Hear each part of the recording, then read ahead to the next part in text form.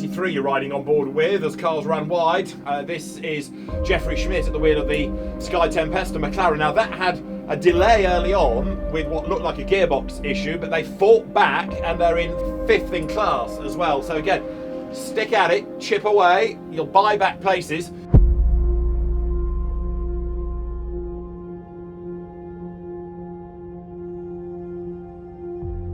Nature, it's in a way teach you the right balance, you know, how to find the right balance. And in racing, in motorsport, whatever is the role that you have, it's important that you find the balance in that field, because you have the rush of the race, but then in the same time you want to keep control, you want to stay in control of what is happening.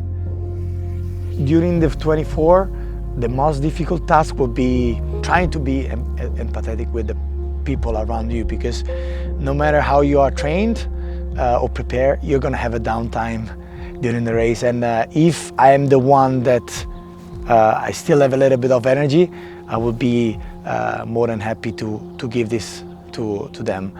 And it's not easy, because you're focused on your task, and being empathetic in that moment it's probably requiring a little bit of extra attention.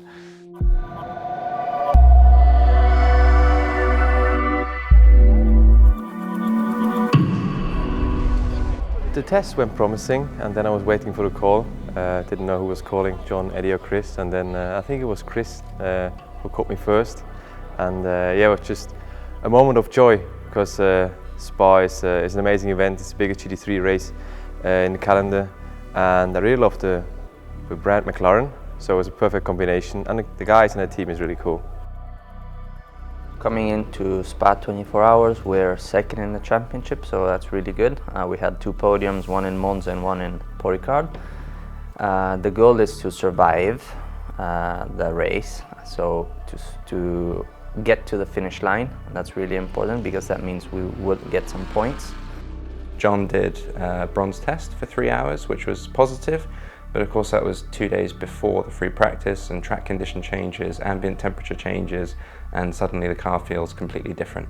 So in free practice it was getting a bearing of what was going on with the car and trying to rectify some of the handling issues we've been having.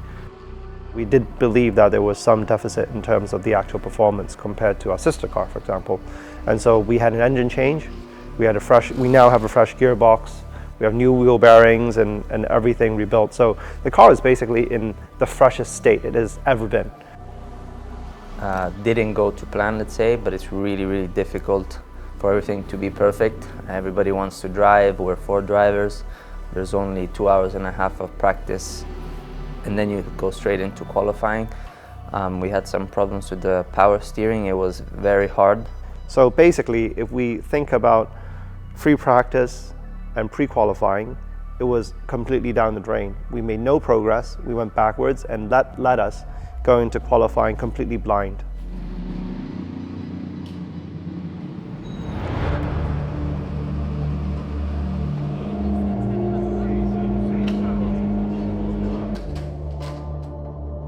Spa never disappoints on weather. I think it can change any minute. It gives you a taste of what to expect for the weekend, which is complete unpredictability. And those who roll the dice correctly and read the conditions right will have huge gains.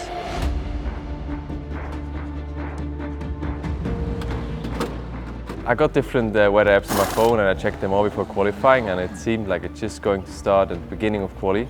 So I just rushed out of the pit because I did the first qualifying session, and I tried to get a lap in. The first one was quite okay, and then the second one, which was already like almost a second quicker, we got a red flag, and after that it started raining, so that was quite a crucial first lap. And the rain, I understand from Gemma Scott in the pit lane, has now started, so yeah, you can see it, yes. See it there. Oh, well, this is going to throw things completely. All of a sudden, those drivers that have done a lap time have got a banker, and it's a very important banker, because if the rain sets in and the forecast is that it's going to be heavy showers this evening, no one's going to get near a 218, and this is going to throw the grid upside down. It's going to throw Superpole into a really interesting situation. Only Spa does this. I would say the conditions I feared the most, which is half of the track is raining and half of it is dry. Do you go in wets? Do you go in dries? I started out on wets, and it was a last-minute gamble to go in dries, which was the correct thing to do. Do you try to push through Eau Rouge where it's damp? Do you push through Blanchimont where you see it's wet? I chose to mitigate the risk and be conservative, and the time wasn't quick, and I could have done more, but I think in hindsight, again, it's all about risk management at the end of the day. And it's the same for Q1, Q3, Q4, where Chris, for example, started out on dries and immediately it became very wet.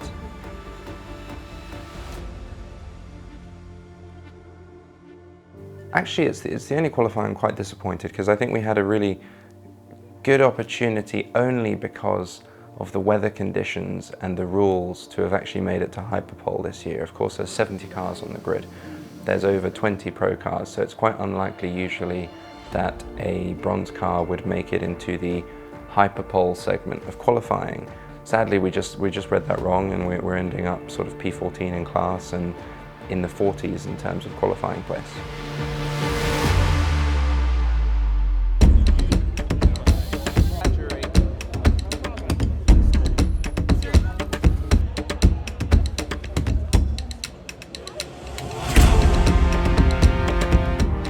As soon as you go down here, it's wet.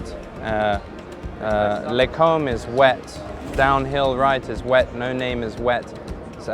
Pouon is wet.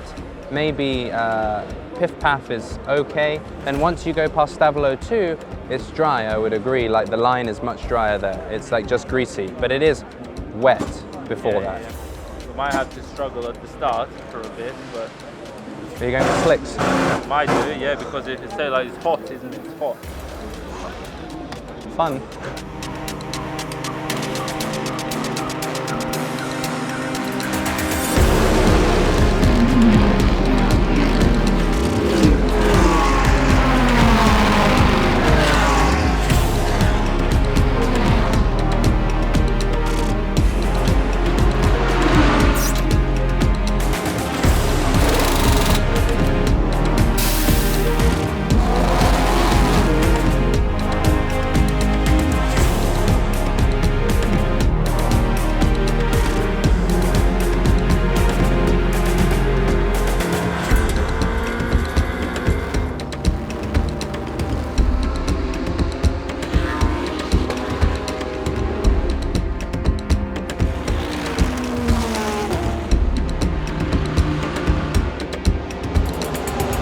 They're good.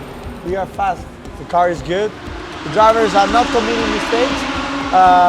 We are with very few track limits, and many cars are committing more track limits than us. So we need to keep this behavior, you know, like less mistakes, less track limits comparing the others, because we are fast, so we don't need more.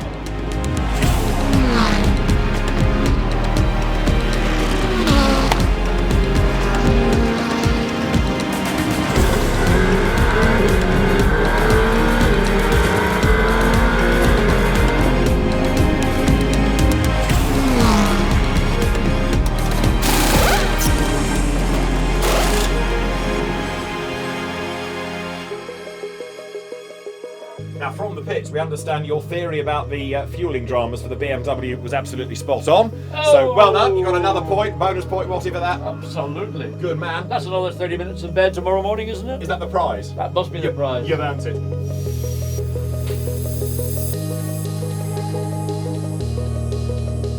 It's now midnight. Cars are still hammering round. They will do so for another umpteen hours. You need to go and join the fans now. The concert started, the beer is flowing, the music is good, so it's time to go downstairs.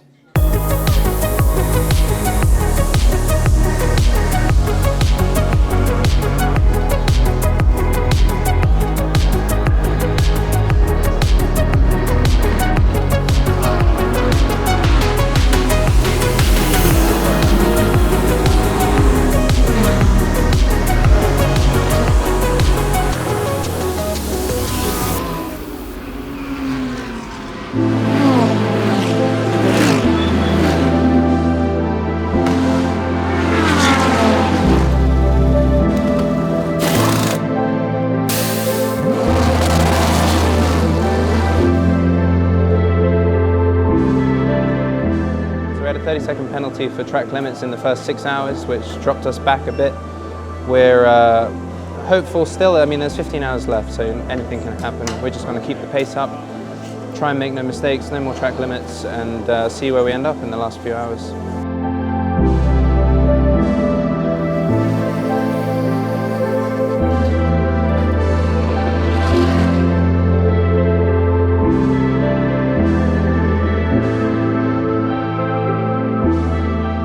Very close to the action, but it's also dangerous. You have to be very, very careful. We had a few hours ago a big accident here. The one wheel was just in front of these people, of my colleagues. So it was, yeah, it's very dangerous. You have to be focused all the time. You have to be focused, and you have to trust each other.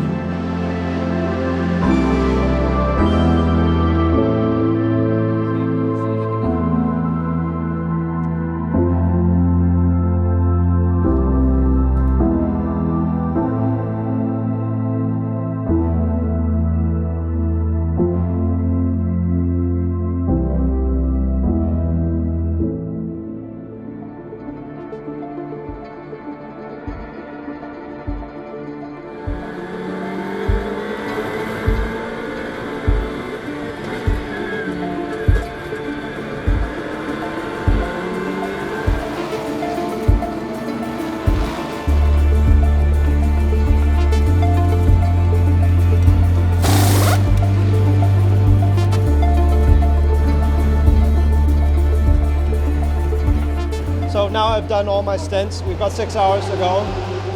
It was really tough out there. I mean, it's like a battlefield. It's what you expect. We're chasing down P2 and P1. We're still with a fighting chance, but it's not going to be easy. I think we're about 40 seconds behind, but on the same lap. So still 6 hours to go. Anything can happen.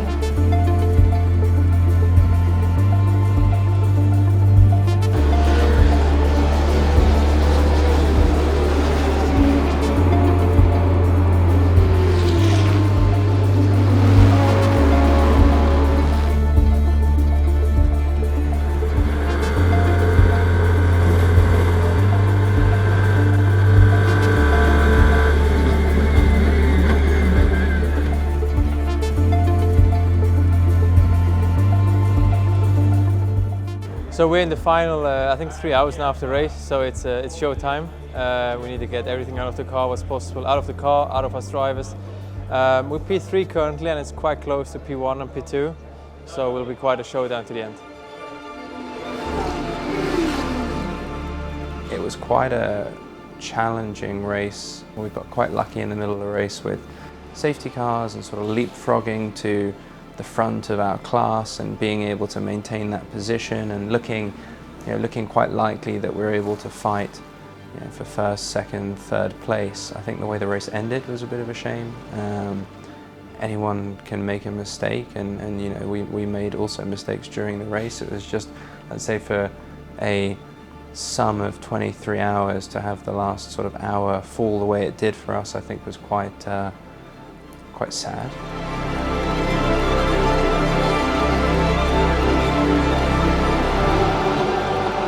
These a few remaining. We should be fine. No. That's auto-generated. Okay. Yeah. So what we have? We probably have like 7 or 8 at the moment. Yeah. So he needs to do more. Yeah.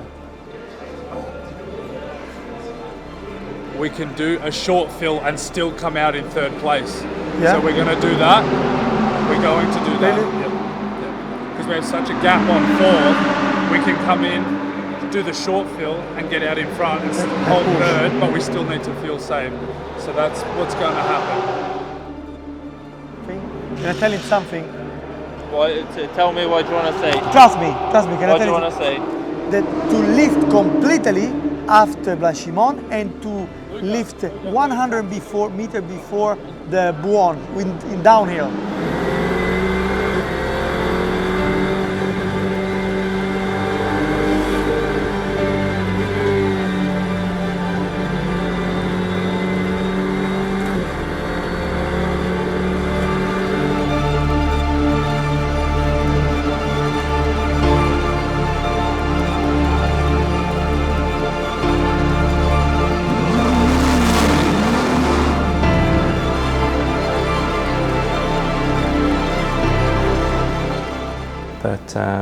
you know, it was a good result at the end of the day. We came third. We've done that before. We're still chasing the win at Spa, and it's sort of overall I'm happy with the result. It's just looking back, you kind of just wish a couple of key moments went differently, and then that would have been the win that you're chasing.